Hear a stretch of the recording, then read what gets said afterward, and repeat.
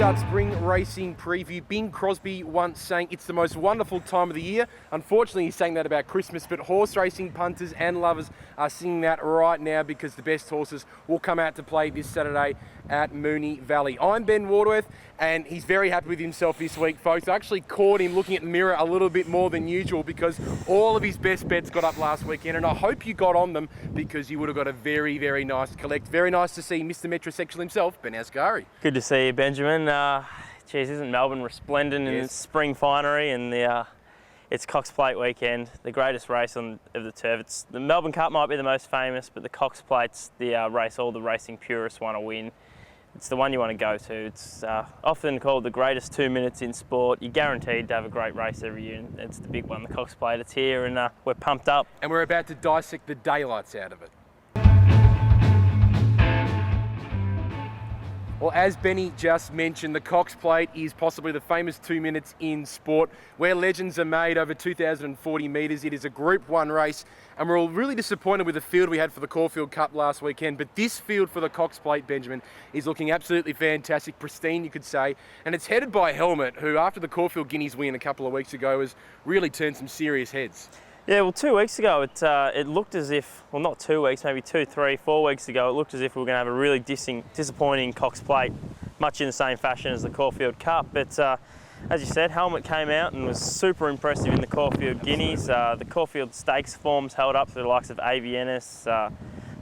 Desperado this morning actually came as the big news. Desperado's out of the Cox Plate, so Aviennis will get a start. Now, just on that, Desperado is one of those horses who runs up front. Does that sort of change how the race is run as well? Yeah, it will. It's important for the punters that like Glass Harmonium and Helmet especially.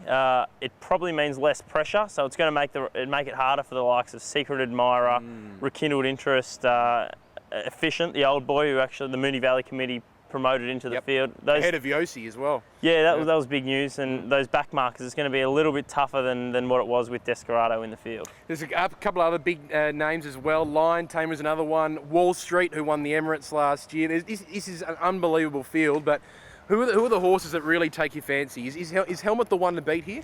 Yeah, I think he is. I think it's an even group of older weight for age horses, and I think it's a very good crop of 3-year-olds. I think they get huge weight relief, obviously. 3-year-olds have a great record in the year. We had the likes of So You Think doing it a couple of years ago, and Savabeel a few years before that.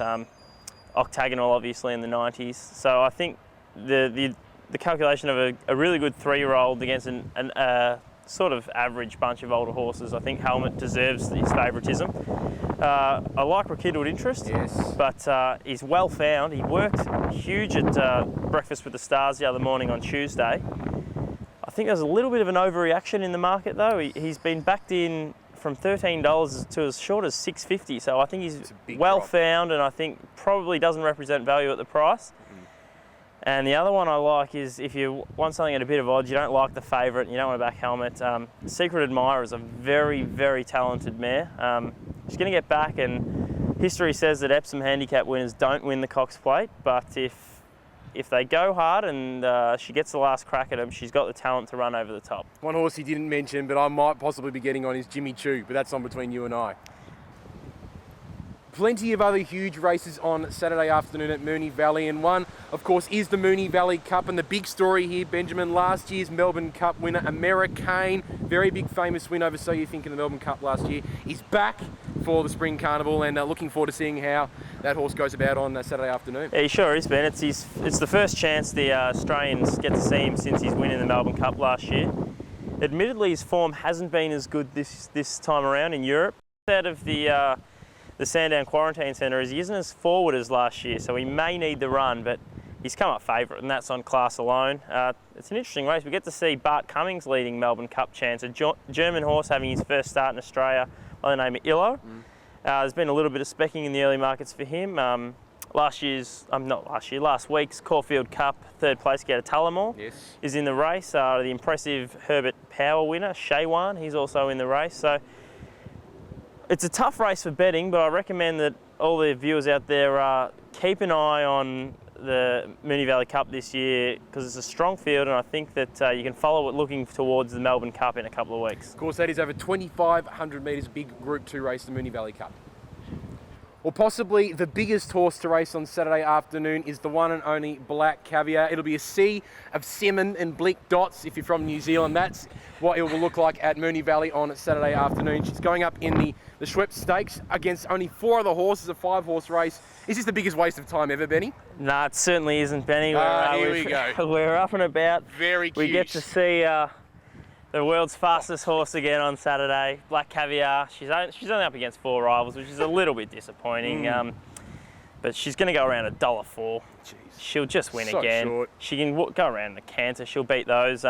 Interesting that the former Australian Horse of the Year, and he's been living in America for the past year or so. Scenic Blast makes his return on Saturday. The only one who can possibly challenge Black Caviar. Oh, I don't. He even at his best, he wouldn't be able to challenge her. And first up from a spell, he's probably a good chance to run a well-beaten second, but she'll just go around, and the crowd will get to enjoy watching her again. It'll be easy as you like for her. And if you're in the Eltham area, you can see Ben Asgari wear this hat as much as possible. The racing world cannot wait for these upcoming sentences. It is time, of course, for Ben's best bets, and I understand you like something in the last race, Benjamin. Yeah, wanted a bit of each way value this week. We don't have the special that we've had in the last couple of weeks, the load up job. We've been very good over the last couple of weeks. Yeah, we've given them test of my patience, load up, more joyous, load up at the early price, and we got the job done. But this week, Troy Corson's from Malua Racing assures me that Neriani's improved after a huge performance on 1,000 Guineas Day. She drew wide, was 3 wide the trip that time, and this time she's drawn the rails, and she should get a lovely run. No speed in the race. Each way odds, probably worth a bet there. Race 9, Neriani. Neriani, race 9. Get on that for a huge collect. Well, that's all we have time for on Upstart Spring Racing Preview. Benjamin, your work has been as good as always. You'll be out there at Moonee Valley with your little Black Caviar hats and waving your flags as if Jennifer Hawkins is just walking through the area or something like that? Yeah, I'll be out there, Ben. What about yourself? I'll possibly making an appearance, but I'll be putting my money away because I've seen me be a lot more wiser before. Thanks for joining us here on Upstart Spring Racing Preview, and don't forget to stick around on upstart.net.au, of course, the magazine for emerging journalists.